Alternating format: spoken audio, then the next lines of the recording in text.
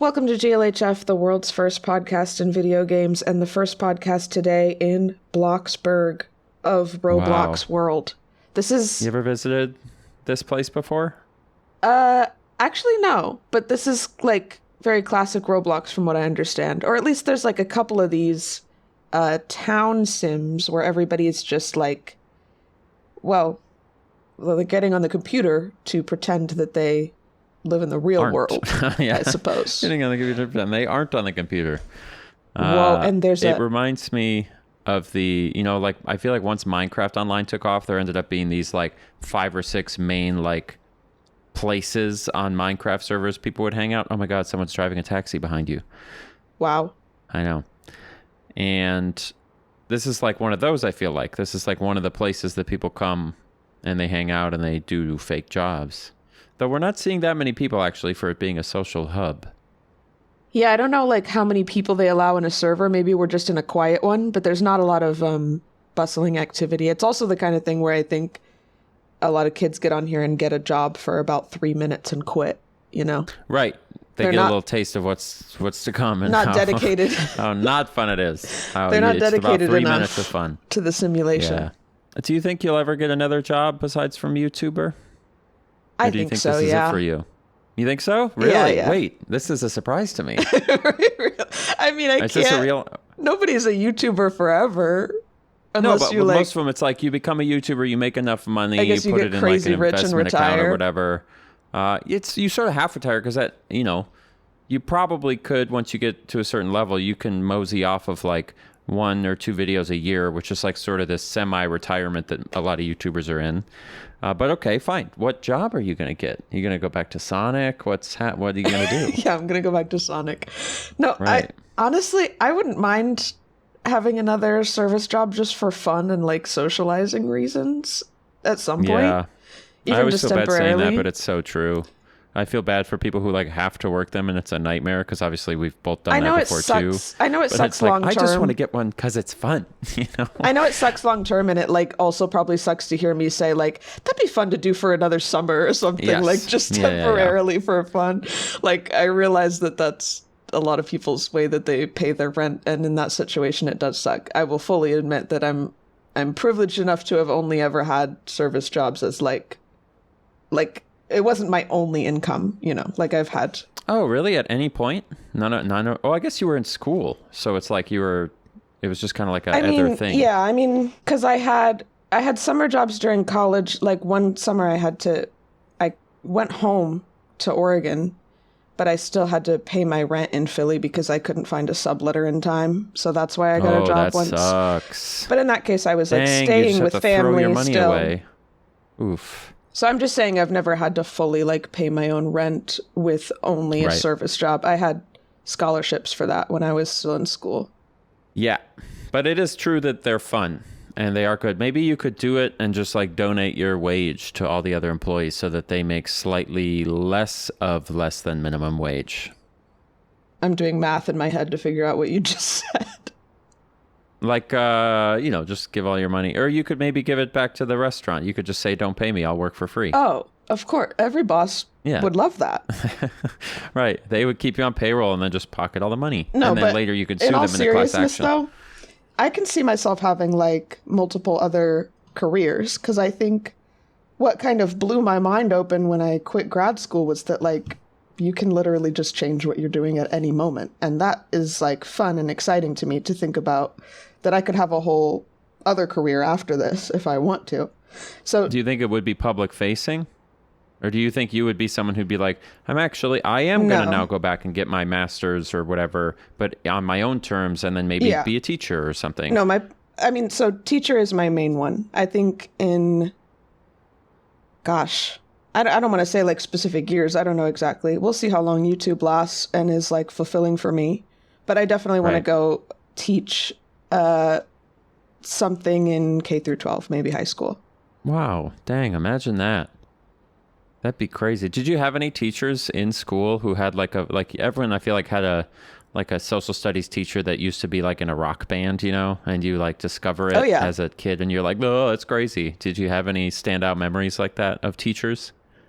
I mean, I would hear things like I think there were like multiple teachers in my middle school that were also actively in a band together. At and the they all same ended up time. working at the same school? No, I mean, I think they probably met as teachers and started a band together. Oh. So they were actively in a band, like, and you could go see them play. Got it.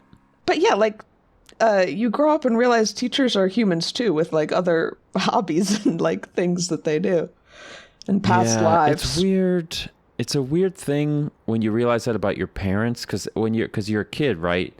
Mm-hmm. And you're like, for you, your parents' whole life has been you, but there's like years before that like they're doing now what we're doing, I know, right? now. And you're like, oh my God, they had a whole situation.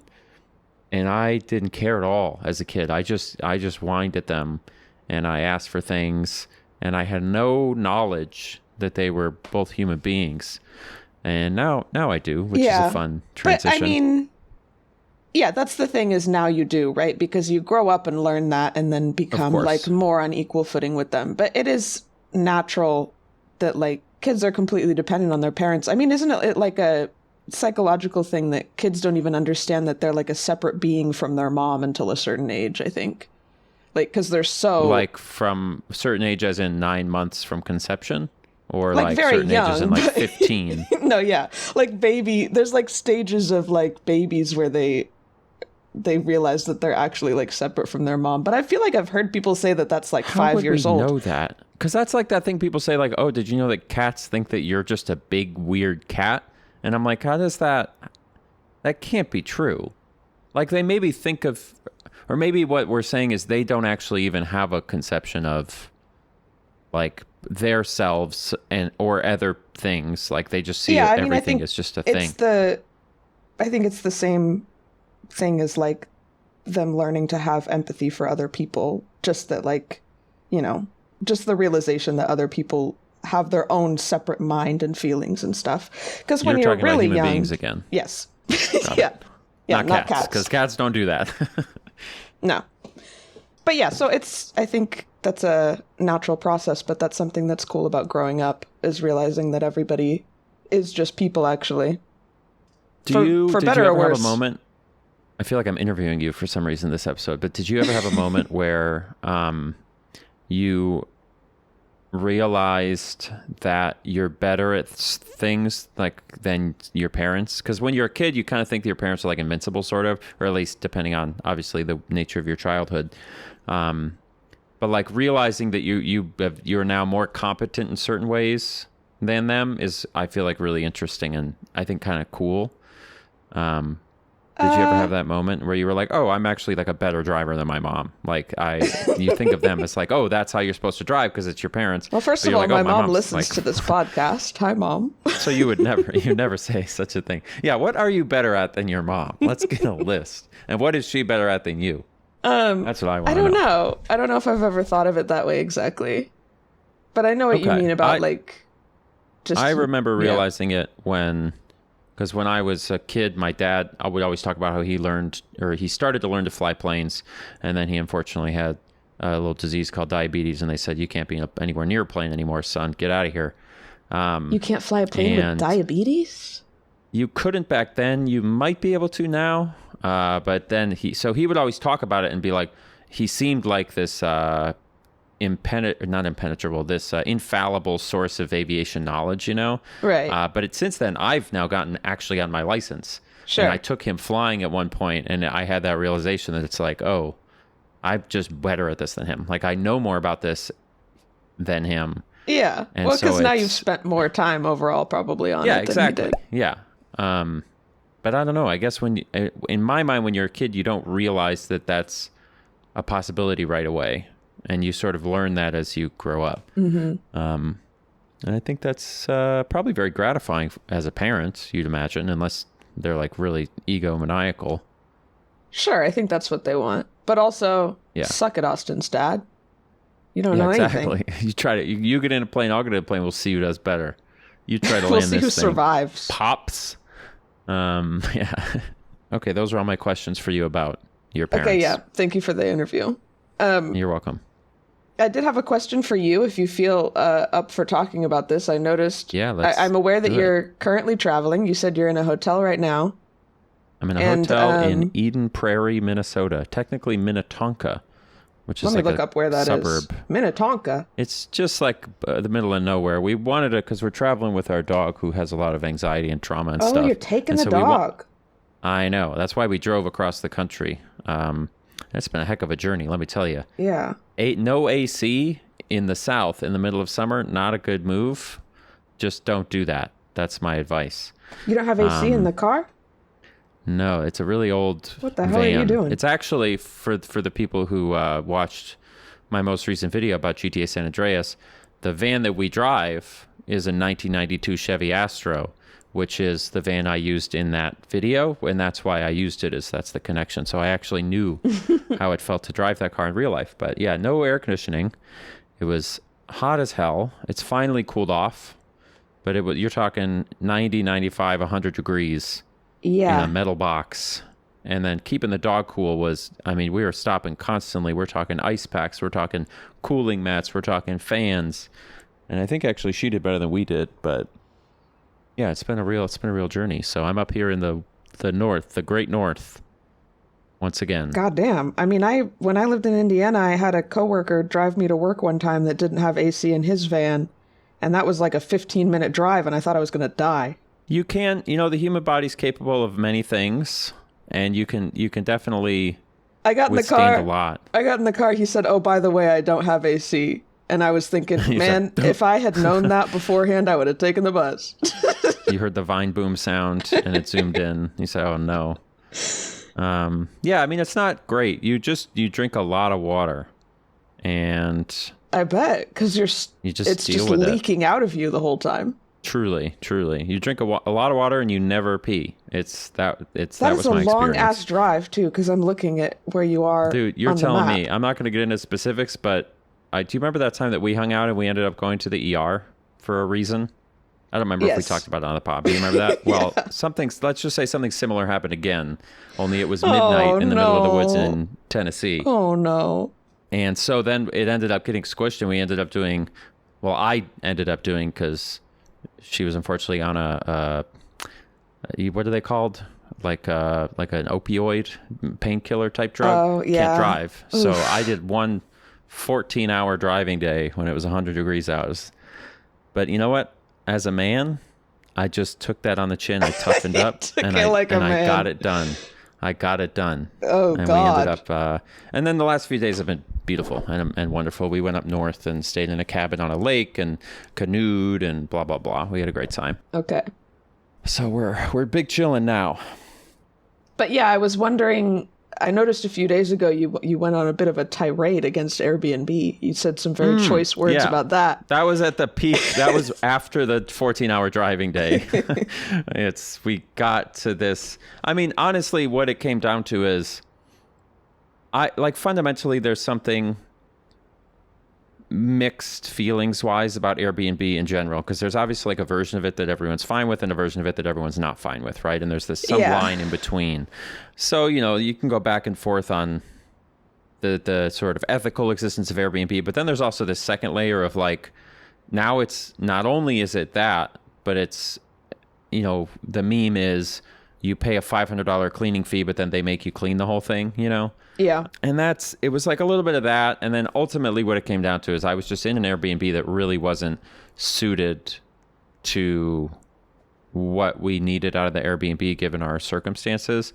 And there were some things kind of maybe not perfect about it. So I'm not going to say that, I'm not going to, insult the people who ran this Airbnb. I will say, I'm pretty sure they were we own multiple properties and turned them all into short-term rentals. Of course. Airbnb that type seems thing. To be most of them. Yeah, and that's not good. Yeah. I don't like that. Again, I'm sure there's a way to do it that would be fine, but it's just broadly not my favorite thing. And I was just real. I'll tell you, this is what it was about, Mem. My soul was disturbed because of the situation I was in. That's all it was. I was just having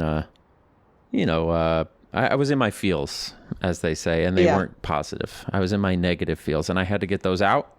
And I got them out by rapidly posting a bunch of things on Instagram and Blue Sky, and it helped. I felt much better after I did that. Sometimes I think I actually slammed I took a beer out of the fridge and I slammed it, and then I posted a bunch on Blue Sky, and then I was like, all right, I feel okay now. I'm good. I'm fine. I got it out. I could take a shower. I can go to bed, and we're good. Just needed a quick just internet a quick release. Yeah, a release of energy on the internet. You just got to do a release, you know? Did you leave all the posts up, or did you like Blue Sky, have a sober moment? I don't believe. No. I do not believe in.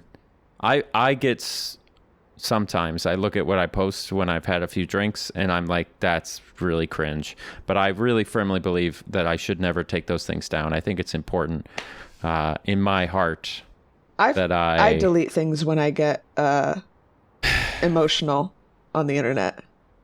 What types of things are we? Because I think there are probably a couple I have deleted, but in general, I don't know. I want people to know that I'm a human being who contains multitudes, and some of those are and cringe a little bit. And sometimes it's just hurling 20 cuss words at Airbnb. Yeah.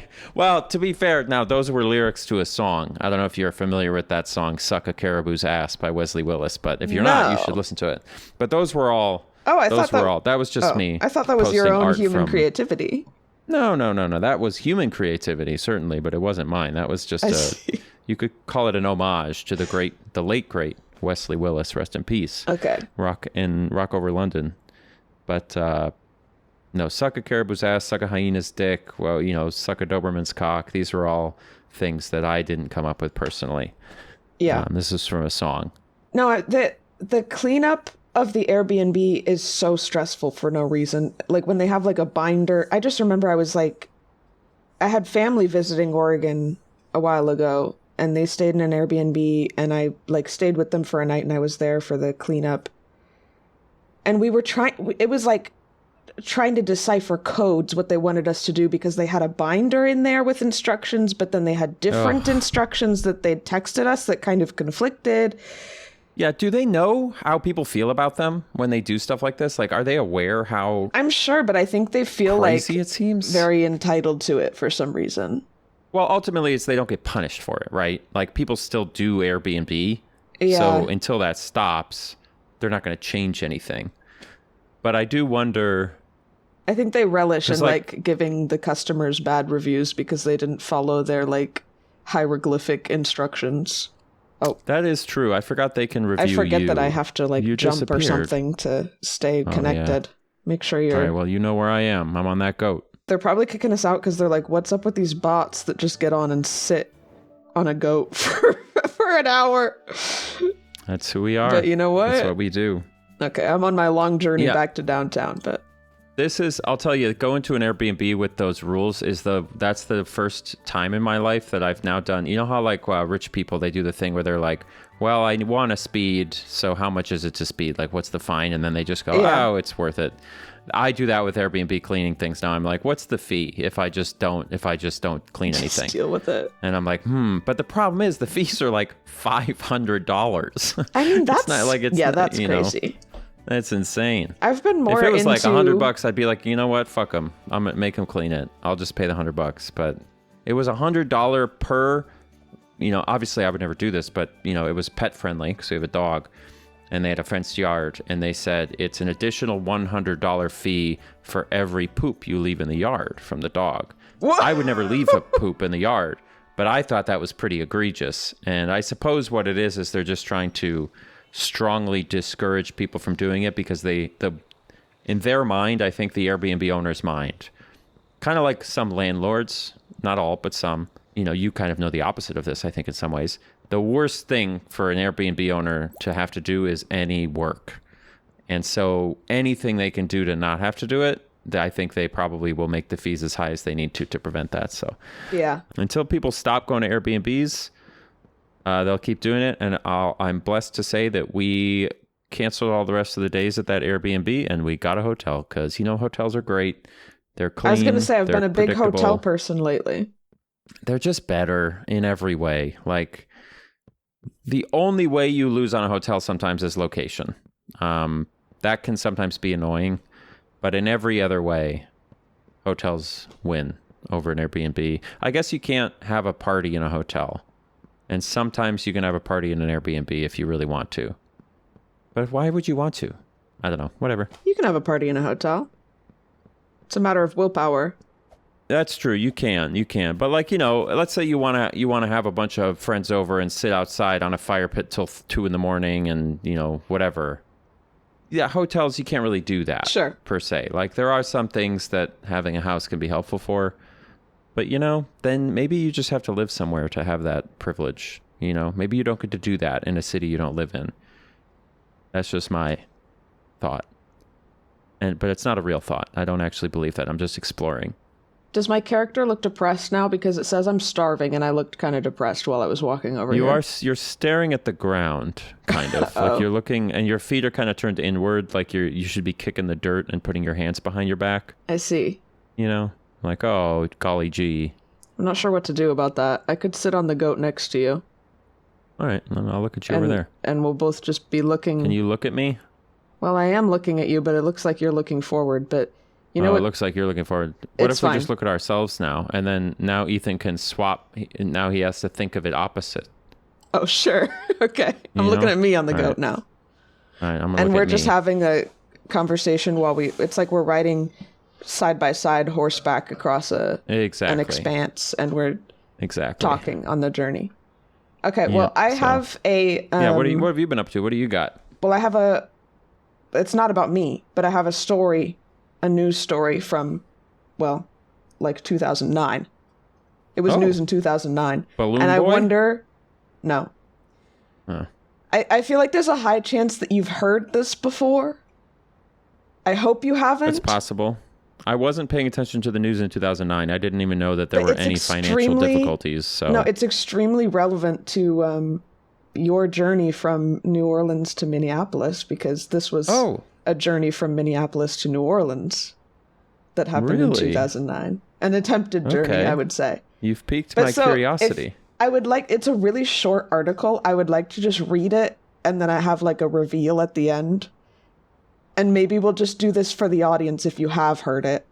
Just don't spoil it, okay? In the comments? No, like you right now. Don't be like, oh, I know this, it's this. Got it. Yeah. Don't kill the bit. Just Understood. pretend you haven't heard it if you have, because it's so relevant to your life. I'm like, it's like a journey you've made many times. But so just to clarify, you not only do you want me to not spoil it, but you, regardless of whether I've heard it or not, you want me to pretend and act as if I haven't. Or just be, in silent reverence of the story, and we can talk about it after. I can do that. Okay, I'm just going to read it. It's only like a few paragraphs. Okay, this is... the name of the story is like... Dreaming of a Huck Finn-style adventure on the Mississippi, a young couple are instead afoul of the law. Oh. Okay, so... I don't think I've heard this story before. So there's this couple of college students, 2009, had their sights set on the southern reaches of the Mississippi River when they packed their chickens, a sewing machine, and 20 pounds of potatoes into a houseboat they crafted from scratch. What kind of Oregon Trail type preparation is that? Clicking on the thing, and 1 sewing machine, 3 axles, 4 chickens. That's everything they need. Okay, so they're going down the river. Their plan was to start in Minneapolis and end in New Orleans and make this entire journey on this houseboat. It is possible. People do it, but it's not, you don't just float. It's not Huckleberry Finn style. Though I guess couldn't have done that back then anyway, but... I mean, that is the correct direction of the river, I assume, right? Does it go from north to south? Yeah. Yeah, New Orleans is I think like 45% of the entire country's water exits the country through New Orleans, through the Mississippi. So that is the river delta of the plurality of American water. It's like the drain of America. It truly is. That's nasty water down there. Okay, calling themselves Verushka and Zelda Zox, river names worthy of the grand adventure they envisioned, the young couple pushed off from the riverbank in North Minneapolis the first week of June. But their journey ended only a few miles downstream after engine trouble and a 3-week tangle with the cops. Holy cow. The Minneapolis Park Police trailed them from riverbank to riverbank as they tried to get their boat in working order, often tying up to trees and hopping ashore to gather supplies from Craigslist and hardware stores. Wow. And now their vessel was named the Velvet Glove Cast in Iron, is marooned in the Minneapolis impound lot. The chickens were seized by animal control, and they've abandoned their hope of reliving the enduring tradition of river lore. So I guess I'll do the reveal now. Hold on. There's more details. I have so many questions. Yeah. There was so much left out of that story. Well, there's more detail. That was like the summary at the top. We can get into the details. Okay. So then you're going to reveal that they killed the reveal 7 here, people. and I'm surprised that you haven't heard about this. I have not, no. Is that the girl in this story is Grimes. What? Really? This is Grimes. No. And you know what? And her fingerprints are all over it because she was calling herself Zelda Zox. Yeah, but you've never been to Minneapolis. There's people like that all over the place up there. They're always, this is not out of character for... Is Grimes from Minneapolis? Where's she from? Not that I was aware of. Or she just went there for this? Let's guess. Let me guess. What's Grimes's vibe?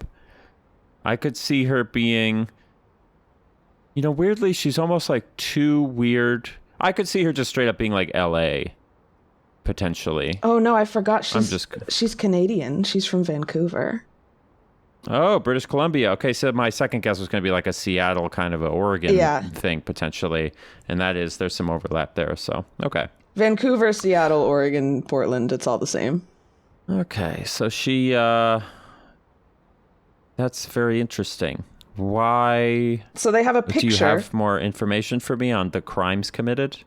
Yeah, we'll get into it. We have a picture that I'll send Ethan to put up, and you can see that it's Grimes on this houseboat that, supposedly they did construct this thing and made sure it floated before they, started, but obviously had a lot of issues once they actually got on the water. It doesn't look like it would float. It's like a little house they made on top of it's like a pontoon with a bunch of plywood on it. It's the flotation device looks like a bunch of plastic barrels that they've tied to the bottom. And I can't she believe really did they be were looking like about... somebody from Seattle or whatever back then. Look at that little outfit she has on. Or did you find the picture? I think so. If she's next to some guy who looks like he's probably Amish. He does kind of look Amish. Yeah, he can't giving be. Amish. He must not be. Giving but Amish alt, all alternative Amish vibes. Yeah, it looks like it kind of I think it's because it looks like he has suspenders on, but it's probably a little backpack or something. Yeah, but he has a chin strap too. But he has the beard as well. Yeah. But when you look at this little thing, you're like, what? They had how many chickens? Well, yeah, what was the yeah, again, it's not a lot of people to try to do silly things like this. If you think of and I'm a defender of this story because I think it's a great story, but the Into the Wild guy, people love just doing shit, pretending they're from a different century than they're from because they don't, whatever, it's like escapism. I feel like Grimes has always been like this. She's very into fantasy and stuff to the point where she thinks she can actually live that way in real life. Yeah, and to be fair, probably they look back on it as a really great story, and maybe one of the big points of life is to just gather the really great stories for yourself. So that's fine. I respect it. I wouldn't want to do it, but so I'll give you a little bit more details from the article, but so they met at school. I think it said they were in college. After months of internet research, they made the 25-hour trip to Minnesota. So where were they before? Tennessee? Oh, they met at school in Montreal, the guys from Tennessee. Whatever, this doesn't matter to the story. But a friend allowed them to build the boat on his property, and for more than a month, they toiled over the engineering of the boat to make sure it floated, supposedly. It says they did. Engineering used loosely, perhaps. Strangers gave them bikes, a mattress, and the sewing machine. They got a copy of Mark Twain's The Adventures of Huckleberry Finn, which neither of them had read. But they were probably going to read it as they went down, right? Yeah, I guess so. That's a really immersive way to read the book. Yeah, exactly. That's like what I would do with a video game. I'll go to New York and play through Grand Theft Auto and pretend I'm a criminal. Wait, that's so true. Yeah, so you know what? I'm on board now. I get it. I'm here for it. I always wanted to live on a boat, Boucher said. We both wanted to go south and live on it when we got to New Orleans. They hauled it to North Minneapolis and shoved off from land. Moments later, their engine began to stutter and gurgle. They made it to the other side of the river and tied the boat to a tree, determined to repair the motor and be on their way again in a few days. But they were awakened one morning by a Minneapolis Park police officer, Rob Mooney, tapping the side of their boat with a stick. He gave them until the next Tuesday to gather life jackets, paddles, and other supplies, despite an ordinance forbidding boats from tying up to any tree without a permit. Oh, that was nice of him. Yeah, he was like, this is illegal, but I'll let you keep doing it as long as you get the safety gear that you need. Yeah, the same police officer pops up multiple times in this story, and it's like he probably really, was so sick of it. He's like honestly trying to give them leeway because they shouldn't be doing this at all, like legally, but he's like trying to let them do it anyway. But so this is the police officer. He said, "I love the idea of the Tom Sawyer adventure. The problem is it's not 1883. You can't do that anymore." Wait, did he really say that? Yeah. Oh my God, King. What's his name? Officer Mooney. His name, right? Rob Mooney. Officer Rob Mooney. When he returned a week later and saw their chickens grazing and signs of camping, they were given citations. Oh my God. And told to move along. The next leg of their journey was much more precarious. After entering the channel without a working motor, they began to drift toward rocks jutting out of the water. Surrounded by caution signs, they frantically pushed away from the danger using sticks. They reached an island north of the Lowry Bridge. Do you know what that bridge is? Yes, I do know what that bridge is. And I think... Would you like me to tell you what it is? Is there something interesting about it? No, it sounded like you were pausing for me to add something. I want to see where it is on the map, just to track what's interesting how about, far they even got. It's not far at all. It's really, really not. So it's interesting because it says that they started from a place called Boom Island, which I thought was downriver from the Lowry Bridge, but maybe some of the details got a little mixed up. They do get to an island for a while, so maybe I don't have to read the whole story verbatim, but they ended up on... Well, there's not an island near the Lowry Bridge, I guess is what I'm confused about, unless it's... Oh, no, there is a tiny island right there. Okay, well, there you go. Right. I'm looking at the map. Because it was an island north of the Lowry Bridge. Yes, okay. So they started way up there somewhere, way north. I guess so. They end up staying at this island for like a week, and there's apparently some other like people with boats just living there. I don't know how big this island is. I'm imagining one of those tiny little... It looks like some sand with some sticks on it, basically. I'm not sure how they pulled that off. But I guess they found some other like homeless people living on this island or something with canoes. Yeah. And they kind of had a little community there for 1 week. If it's the one I'm thinking of, it was like it's like a nature preserve for herons now. I don't know if it was back then. Hopefully it wasn't. Okay. And they weren't disrupting the herons, but... Oh, they were. Well, if there were herons there, they wouldn't have stayed long knowing Grimes was on the way with a rickety old boat coming in and just causing a ruckus. And then the park police see them out there and they're just like, oh, God. We gotta... Yeah, literally. So the police end up kind of like coming to the island and kicking everybody off because there were like a few people staying there for some reason, camping on it. Like it said, their boat was sent to the impound lot. Their chickens were confiscated because, of course, they had no plan for how to house the chickens other than on their houseboat. And that's that. But I just randomly came across this story the other day, and the fact that it was fucking Grimes blew my mind. I'm like, what a life she's led. That's just such a weird... I mean, it really is overstating it to say, like, they... Remember when Grimes tried to go down the... I guess... tried feels like it's overstating it because nothing happened basically. No. Like they just lived on a tiny island in the middle of the Mississippi River in the middle of like the industrial area in the inner city, North Minneapolis, yeah. And then they went home because their chickens got taken away.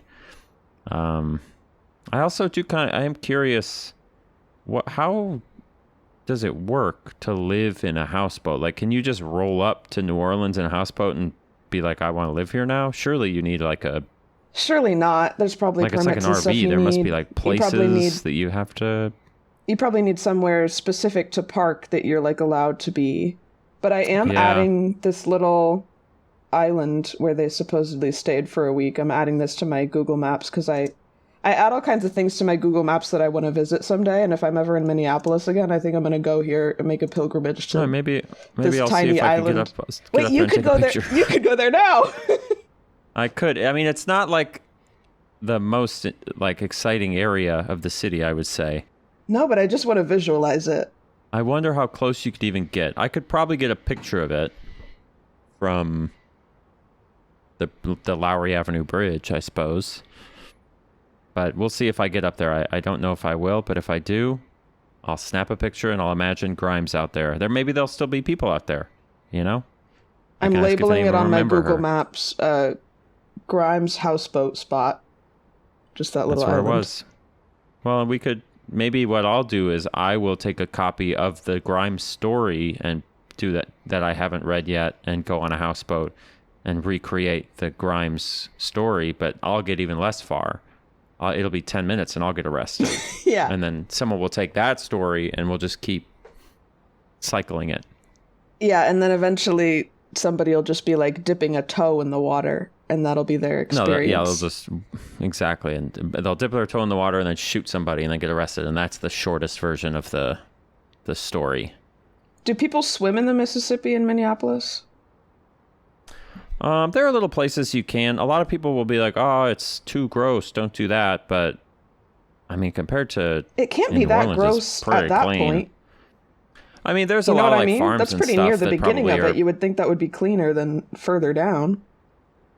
It's near. I mean, it's like 300 miles from the beginning of it still, though. Like, it goes a long way up into kind of northern Minnesota. Does it come out of 300 miles. Lake Superior? Where does it come out of? It comes out of a tiny... I mean, it's kind of hard with rivers to say, like, what exactly is the starting point, but they named this lake... It's like a collection of things coming together, right? It's a lake called Lake Itasca is what they've sort of decided is the start of the Mississippi. And it's like a little creek up there. You can walk across it, across the stones. And then obviously because it's Minneapolis and it's pretty big. But then by the time it gets to New Orleans, it's really big. Big, giant thing. Yeah, I've seen, like, mouths of rivers before where they just, like, come out of the ground and appear. You know? Oh, like the starts of, like, springs and stuff? Yeah. Yeah. I forget where it was. Pretty I've crazy. seen a couple of those, like, one in Oregon and one, like, somewhere in Japan. Where obviously it's like there's some kind of underwater river happening, but that's where it, like, starts above ground. And it's just, like, this weird... It's like there's just water here suddenly out of nowhere. Yeah, it feels fake. It's like, how could it... I don't know if you ever get this sense, but, like, I'm always kind of perplexed that there's enough water just, like, spilling down places to make the rivers always be there. Like, the fact that the Mississippi flows just because there's just enough water always getting rained down and going through the... Like, it still doesn't really make sense to me. And then you see it coming out of the ground and you're like, this is coming from somewhere. This is like... There's a river under the ground, effectively. And it's just replenished by snow melt. And, yeah, it's amazing that it works. It's that dang water cycle we learned about in elementary. That god dang water cycle, Bobby? Or whatever. You ever watch that show? That was crazy. I thought Hank Hill was in here. No, he is. He's actually next to me. He just took over your body. Yeah, he's listening. He's a big fan. I wish I could do the Boomhauer voice. I would just be doing that all the damn time. Is the Boomhauer the one that's like... Yeah, that one? You, like, can't even understand what he's saying. Yeah. But, Yep. Noah's been watching King of the Hill recently, and I asked him because I was like, I've heard that people that watch the show a lot eventually can just like perfectly understand Boomhauer. Is that true? And he's like, yeah, like literally. If you watch enough episodes, and you can just meet like, people who talk like that. That is like a real way that it's a little bit exaggerated, but like there's a real way that people in, I don't know where it's even set, but like you could find people probably in like Texas and stuff. Regional dialects get pretty, I don't know if it's really a dialect, right? It's just like a accent. I think King of the Hill is in Texas, and that surprised me because I don't know, it seemed very Midwestern to me for some reason. I mean, like American suburban culture is sort of cross-state in a lot of ways. Like most states, once you get into the suburbs, they're all kind of ballpark the same. Like a lot of big white pickup trucks and highways. Yeah, sure. And then like little suburban neighborhoods and stuff. Dads Texas on their lawnmowers. Just huge. I've never been. Massive. I've never been in Texas. Really? Not? You'd never even stepped foot in the Lone Star State? I don't think so. Going there later this year, San Antonio. It's fucking huge. It's like a country. It is very big. This country's very big. It's honestly shocking how big it is. What are you going to Texas for? A wedding. Going to San Antonio for 4 or 5 days or whatever. I see. I'm sure it'll be fun. The Alamo's there. You remember that? Never forget. Never forget. I never forget about that. Is that what they say about the Alamo? I thought they just said remember the Alamo. And then never forget is 9/11. Well, what's the difference? I guess if you remember the Alamo, you only have to do it once, and then it's okay if you forget. Well, the difference is the words. The meaning is the same. Well, but how many times do you need to remember it? Like, we're remembering it now. Is that enough? Well, I guess remember the Alamo is just kind of like... Yeah, I don't know if they're saying, remember the Alamo, like, you need to remember the Alamo right now. Or if they're saying, like, remember the Alamo? Oh, the Alamo. That shit was crazy. Because then never forget is like a perpetual... Yeah. Never even stop thinking about it is what that kind of means. That's what it sounds like. It should be there. Always. Yeah. And it is, in my heart. Yeah. It would be hard to know if you've forgotten something, wouldn't it? Ain't that the truth? What? This is like, well, that's like something from a movie, right? There's like some character that's like, I've forgotten what I've forgotten. I'm thinking of something. Somebody tell me in the comments. My character is absolutely stinking. Do you see this cloud of smoke around me? I'll have to turn myself around. And flies. Where are you? Oh my God. Holy cow. I think mine is a little bit too. I'm so dirty and disgusting. And it's raining, but it's not helping me. Yeah, well, I have 100% energy, but also 100% stank. This is probably about how Grimes and her boyfriend smelled on that houseboat after 2 weeks. Probably. All those chickens. Oh my God. Is there a Grimes houseboat Roblox game? I'll make one. And possible. You'll have a 500-foot journey to the island before you get arrested. That would be so fun. I feel like that's the type of thing. I mean, there's a million different things, but if I was to make a video game, one thing that would be very appealing would be making like genuinely a good video game about like just a really hyper specific thing like that. I think that could be really, really funny. Mm-hmm. And then everyone would know about it. Do you have any Minneapolis travel recommendations for anybody? Something that people should check out if they go there? I have a list. I mean, Minneapolis to me is like, it's actually weird coming back here. I remember when I first moved to New Orleans, I had like a culture shock moment because the people are very different. Mm-hmm. The vibe is very different. The way the streets look is like all of the things you learn as you grow up in a city, right? In terms of like, this type of aesthetic means this is this type of neighborhood with these type of amenities and this level of safety and like all those things that you learn. Yeah. When I went to New Orleans, all that had to get thrown out the window as far as like the way I would interpret where I was and what was there and so on, and the way the people acted and whether to say hi to them or not. It's like, it was just so different. Yeah. And it's interesting coming back up here and having the same experience now in reverse where I'm like, dude, the people here, you've forgotten? These people are just weird. And I don't know what is wrong with them. And I Which do you prefer? I mean, now obviously I prefer New Orleans because it's like, it's just weird to be in a place where like saying hi to people seems to either surprise them or they just ignore you. They don't want you to do that. Yeah, it's interesting. And in New how Orleans, that's it's like you can't stop people from saying hi to you. Yeah. There's just and the kind of the vibe of the pace of things is different. The way the streets are just everything's really different. Like in Minneapolis, if you saw like a wire hanging down from a power pole, you'd be like, "Oh my God, the city's falling apart. Who put this wire here?" And in New Orleans, it's like if you see one, it's like, "Wow, just one." Or like when this is a nice place. Do you remember? I think we talked about it on the pod. Maybe that there were all those news stories a couple of years ago about just a hole filled with water in a Taco Bell parking lot in Minneapolis. And people were like making pilgrimages there and taking pictures and stuff. Yeah, because it's surprising. I mean, every city has like good areas and bad areas, but broadly speaking, I would say like the city of Minneapolis is just insanely pleasant. It's just like a really nice place. So I like coming here for the city because it's like you're talking lakes. I mean, within the city, like the city limits itself, there's got to be, or like the metro area, there's probably like 8 very big high nature preserves, like 10 plus acres of like land along the river.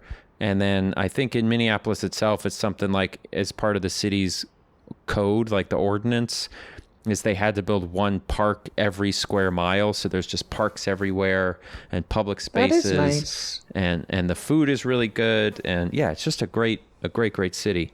I didn't get to actually the people see much of it. I went through there. Opinion. I went through there on a road trip. So the Mall of America, that's quintessential. And yeah, I mean, we did a day at Mall of America, and we went to Did you see Paul one Bunyan? park. No, I don't think so. Oh, he's in the mall. You got to go see him.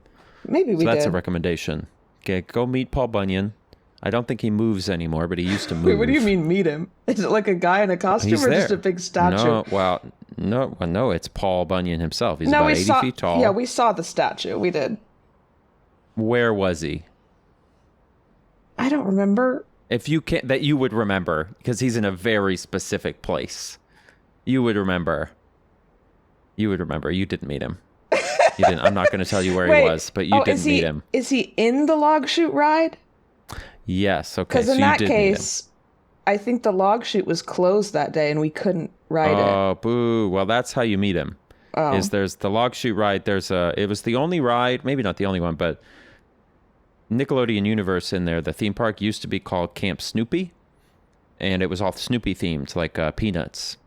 And then it got bought by Nickelodeon probably in 2000, probably right around when Grimes was doing that thing with the boat. And they switched it to Nickelodeon, but there was such an uproar from the Minnesotans because they wanted to take all the theming out of the log chute ride and turn it into that. Do you remember that animated movie Barnyard? You remember that? Oh, God. It was going to be Barnyard themed, and everyone said, you cannot take Paul Bunyan out of the log flume ride. Paul Bunyan is so much better. Right. I'm seeing pictures of him on Google now that they dress him up for Christmas and stuff.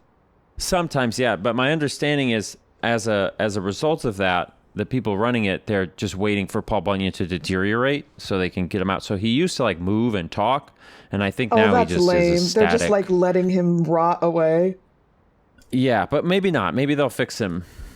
But I wonder how much it would cost to fix him. Do you think that could be one of my charity projects? Is I'll just go in and pay to get Paul Bunyan fixed? That would be great. You just make him look like you. It's just 20 foot tall Austin. Put some hair clips in him. That's how you meet Paul Bunyan is you go on the log flume, and it's like you turn a corner and then it's like this really dark, musty room like many old log flumes are. The pictures do not do it justice because there's a smell to a log flume sometimes. Yeah. And it's the pictures also don't do it justice because they usually like have a flash and are a little too bright. But this is just like a giant. Oh, is he hulking in the dark usually? Hulking mass with his big ox and his axe. And you just kind of like see, I remember as a kid, you just sort of look up and you just see him going, I'm Paul Bunyan. Terrifying. And you're like, oh my God. Yeah, it's crazy. So yeah, you got to meet Paul Bunyan. That's my opinion. The Mall of America, genuinely, I don't know. I don't remember if you even told me this, but I think it's actually a pretty fun place, like to goof around. It's like silly. Nickelodeon Universe has some genuinely pretty good rides in it, and it's a really silly place. So yeah, it's freaking huge. I seem to really remember, I'm not sure if this is true. I seem to remember it was so big that there would be like multiple of the same store in different places in it. There was a great time, that there was 3 GameStops in the Mall of America. Now I think they're down to 1.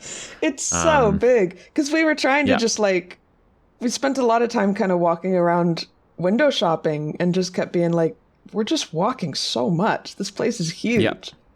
You can get some exercise for sure. And it's one of the few malls that, like, I think it's doing better now than it was, even 15 years ago. Like, compared to so many malls that are dying, like, people are still really fucking with the Mall of America. So, I mean, putting a roller coaster in a mall is a pretty attractive idea. Yeah, and they're good roller coasters, especially because they have to like keep them kind of small. Have you been on that one that's like? Because I'm not a big roller coaster person, but there's one that like now it's like SpongeBob and Patrick themed, and it goes like there's a completely vertical drop. Yeah, that was always, they built that for SpongeBob and Patrick, so that's they didn't have to destroy any beloved. It looks terrifying. Rides. It's just a really good short roller coaster, but yeah, it is pretty scary because you go straight up, like literally 90 degrees straight up. And at the top of the peak, it goes up and then straight back down 90 degrees in the other, or 180 or whatever. But while you're at the top, you're like at the top of the giant glass ceiling in the mall. So you're like up there among like the rafters and the fucking vents. It's really, really weird.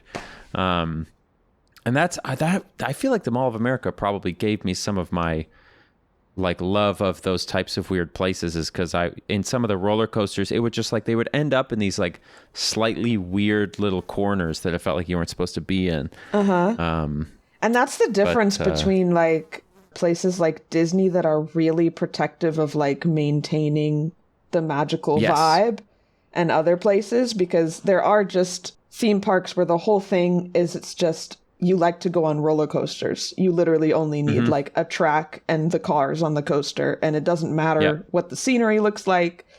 It's just to like throw you around. And that's where you get like these weird, it just looks weird, because if you're used to like places like Universal or Disney where they're like really trying to take you on an adventure and like transport you somewhere, and they never want you to see any like rough corners of anything, it's weird to just see these like contraptions that only exist to like move your body really fast. Yep. Agreed. Totally. I mean, some people would say that's the difference between, we often is sort of, this is sort of like the venomous, poisonous argument, but for big nerds, is they go, well, that's the difference between a theme park and an amusement park. Amusement parks are just for roller coasters, and theme parks are for like establishing and maintaining a theme.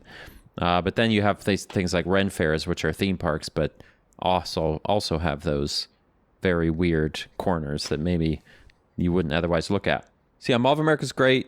I'm a big fan of the Minnehaha Falls. There's a giant waterfall in South Minneapolis with this big giant nature preserve park that you can walk all the way down. You can follow the falls down the creek and then get to where it connects to the Mississippi River, and there's this little beach. So any parks, any nature preserves, highly recommended. I think we did also see, I think that was the second thing that we did while we were there. You saw the big waterfall? The big part of the waterfall, I guess. Yeah, that is, there's like 2 waterfalls. Was it one that you were like in nature and it was like a tall, kind of, not skinny, but it's like skinny-ish. It's not like Niagara Falls. It's like I don't know. It's like a single waterfall. We were pretty close to a parking lot. I don't know. We just went to some park and there was a waterfall there. Maybe it was a different one. It probably was that. I mean, you definitely wouldn't be able to, because you have to go down a bunch of stairs, and there's like a little stone bridge over the bottom. Yeah. Or over the top. Whatever, it doesn't matter. You probably saw it. But it's nice. That's a really big, nice park, and that restaurant there, surprisingly good. And let's give you one more Minneapolis thing to do would be, I mean, I said the thing is, it's like the lakes, the parks, the Mall of America. The amusement park there, Valley Fair, is very fun. Downtown along the river is really fun, but that's just more walking downtown. I don't know. Go to the Science Museum. Whatever. That's it. That's all I can think of. I love a science museum too. No, you have to go to the Cub Foods, which is the local grocery store chain. Cub Foods. Okay. Their donuts, off the chain.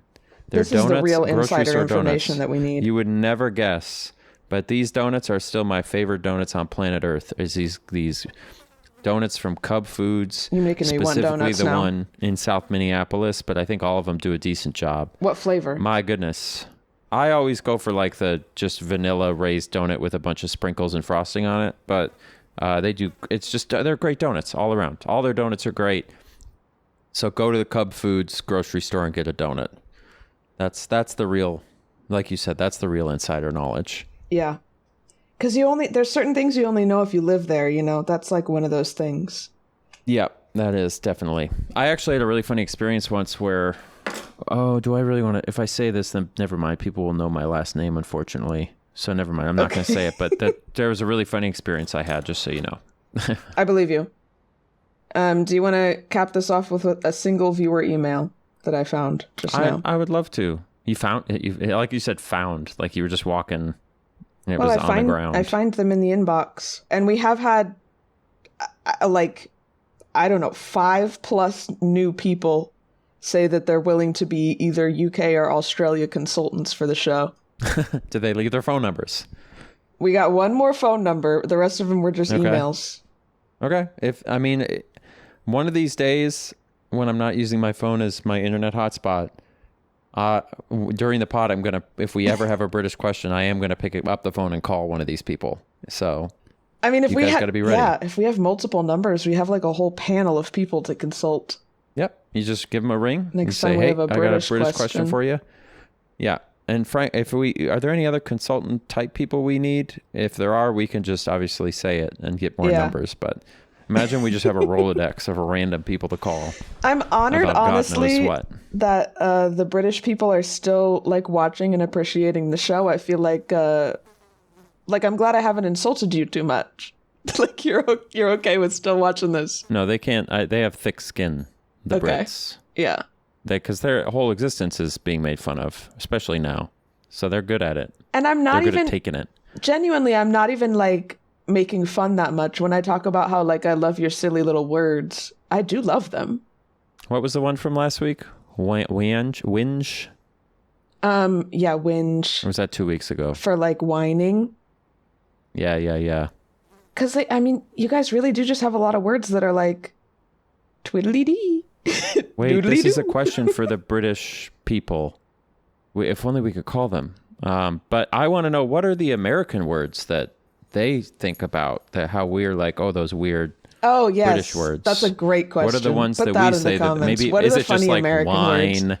And water fountain and like all just the other, is it the inverse, like French fries and stuff like that? Yeah, but try to think of like funny ones, because I feel like there's so many funny British ones. Yeah. And I just feel like Americans are just normal, but obviously that's my bias because I am one. No, they are They're the most. That's obviously the default.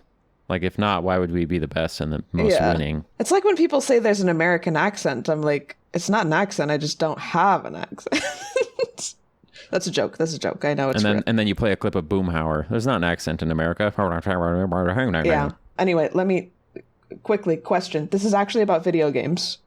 All right, video game question to wrap us up. We got to at least bring it back to video games sometimes. Yeah, we really are stinking. Got flies flying around me. It basically came down to, this person didn't give a... I know, we're stinking so bad, we got to get out of here and jump in the Mississippi to wash off. It basically came down to, like, what are our thoughts on white paint in games, like, leading you places? Because I was doing a stream recently in, like, a more realistic-looking game, and I was, like, joking around that I need the white paint sometimes. And white paint? Like, you know how people complain about how, like, in modern video games, there's, like, white paint on ledges to tell you where to go next? Is it? I don't know that I've ever I mean, I noticed when it's, like, the things you need to do and touch are brighter. But is this a thing, like, white paint, like, arrows pointing you places and stuff that I just am totally missing? Yeah, like, it's literally white paint on the ledge. It's not like an arrow, but it's like you don't know what I'm talking about? This is like a huge meme. I don't think I do. I don't think I'm thinking like Mirror's Edge, right? It's like red paint. It's like that, but white? Yeah, it's like the top of the ledge has like white paint leaking down it. You don't know what I'm talking about? Look up... I don't think I do. Look up Tomb Raider white paint. Okay. And then Is it you can mostly see for these in, like the third newer, person cinematic action games kind of thing? I guess so, yeah. And like where there's platforming. Okay. So it's a big thing in the newer Tomb Raider games, and it's a setting that you can turn off, I think, at least some of the time. But yeah, it's literally white paint.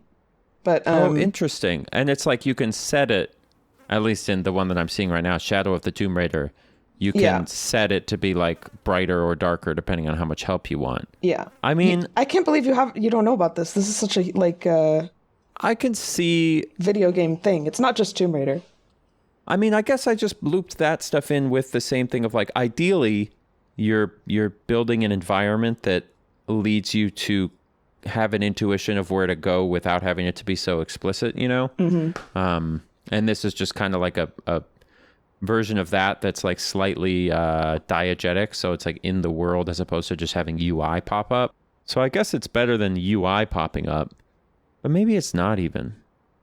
Well, so my thought on it is, I think, like, people complain about it because they're like, you're making the game too easy.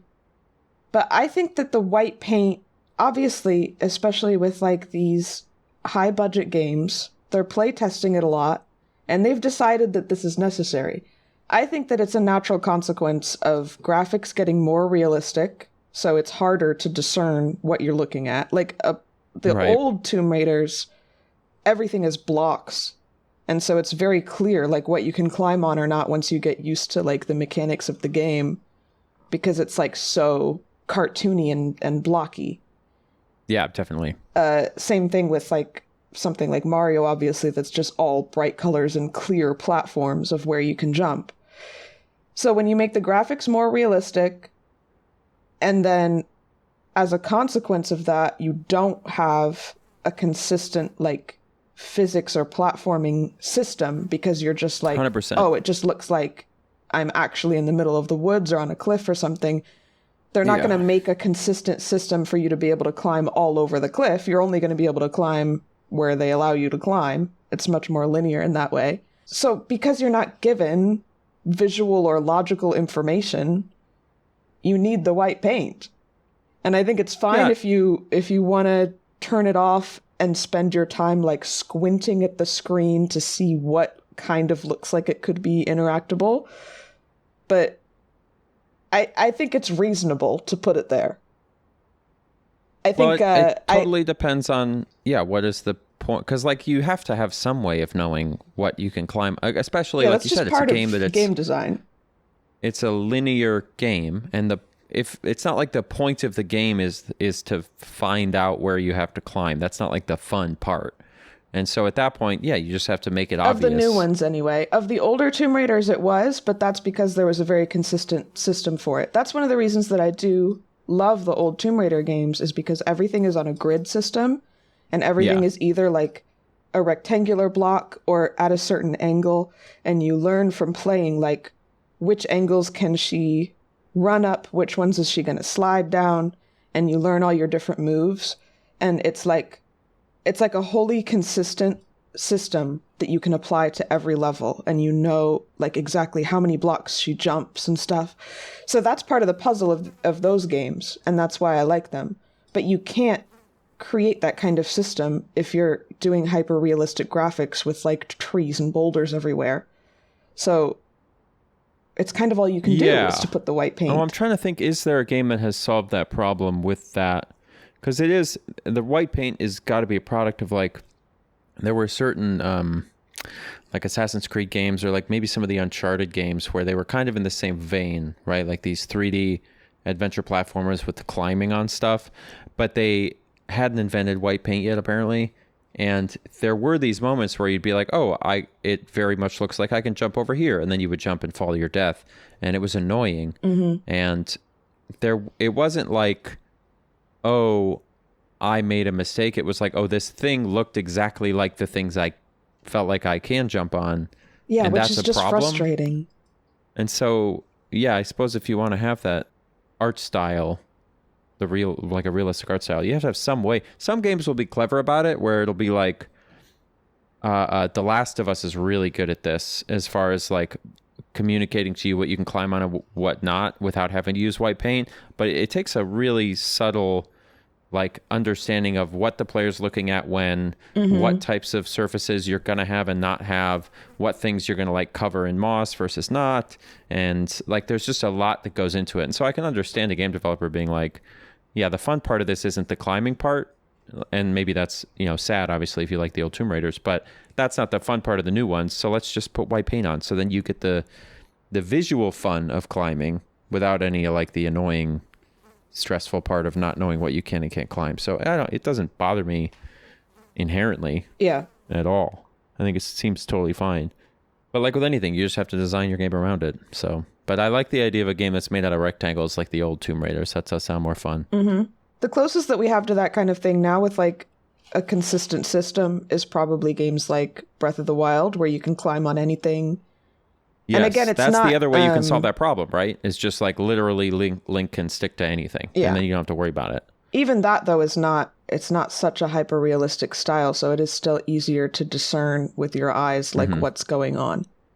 But you could do that hyper-realistic if you wanted to. Like the newer Assassin's Creed games, basically you can climb on anything, and that's another way of solving that same problem. But if you want to be linear and hyper-realistic, you have to have some way of showing or implying. And then again, maybe the argument is it's better if the player thinks that they figured out what to climb on naturally without you helping them, even though you are subtly secretly helping them, as opposed to just, you know, and like you can do that. There's a way you can do that. It's just like that can be a very little benefit for a lot of extra work. And if your game isn't like a Last of Us Part 2 where it's the super like grounded, we want you to be super immersed thing, it's not worth it to like do all that extra work per se. For sure. And you don't lose that much just by putting a little white paint on stuff. And then it's a little video gamey, which is kind of fun. Exactly. So I'm a defender of white paint. I think it's fine. And I think especially because most games that have it are aware of the people that get like pissy about it. So they just make an option to turn it off. And if you want to spend 20 minutes going back and forth at the bottom of the cliff trying to figure out where to go, then you're welcome to do so. That's what it is. So speaking of rectangles, have you ever heard that song where the guy goes, I am rectangular? You know that guy? No. Oh, all right. Is he? I think you'd really like it. Rectangular? No, just honestly a mostly pretty normal shaped guy, but I think you would really like that guy and his song. His other song is Me and Mom Kulu. Are you familiar with that one? Absolutely not. Okay. Well, maybe now that I've mentioned it, it'll start Sean Stevens. That's his name. Just listen to the bit where he goes, I am rectangular, and just tell me how you feel about that. Right now? Yeah, sure. Why not? A little quick music review to end the pod. All right, I'm clicking. Mm-hmm. I'm playing the video. Okay. He's got a cardboard box on his head. Okay, so he's a little rectangular. Wait, maybe I have heard this. Is this a parody of something? No, this is just his music. He said, I am rectangular, I feel no hole. Yeah. So what does that mean? It's up for interpretation. He feels no hole. I mean, yeah. Well, maybe he said I fill no hole because he's a rectangle. Okay. You know, like square peg round hole. Yeah, I'm gonna end us off here with a epic climbing of the cake back here, which I want you to know I've been terrified every few minutes when I realize that the figures on this cake have been moving subtly the whole time. Like when I'm looking at you, behind you, the figures are moving, and it's honestly scary. Wait, that's a really fun. That reminds me of that movie I just watched that was scary. The way I'm stanky as hell right now. How do I get up this? I saw people climbing it. I thought it was like a jumping puzzle. Are they moving? puzzle. I don't see them moving at all. Well, maybe they're just moving in my mind. Oh, I missed. I'm watching. I missed the stairs. No, you're so right. They are moving. That's weird. Wait, I believe in myself. I can do it. I'm almost there. I'm not going to say anything so we don't have to cut to me. Oh. Where are you? Oh, God. Come on, girl. Are you on the back? You're on the back? Oh, yeah. I see your stank